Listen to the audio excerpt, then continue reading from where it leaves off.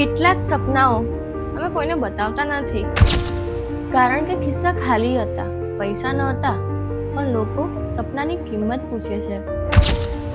હું એ સમયમાંથી પણ પસાર થઈ છું જ્યાં ભૂખ માત્ર પેટની નહોતી, આત્મસન્માનની પણ હતી.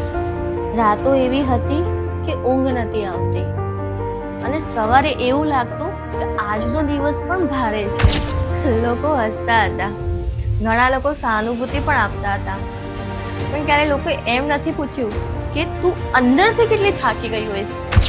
જ્યારે આર્થિક તંગી એટલે કે પૈસો ના હોય ને, ત્યારે આ દુનિયા સામે આપણો અવાજ પણ ધીમો પડી જાય છે, કેમ કે લોકો તમને જોવા લાગે છે પણ સાંભળતું કોઈ નથી.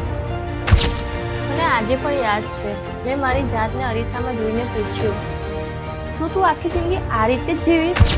તમને ખબર છે અંદરથી શું જવાબ આવ્યો? એ જ કે આ સમય રડવાનો નહોતો, લડવાનો હતો.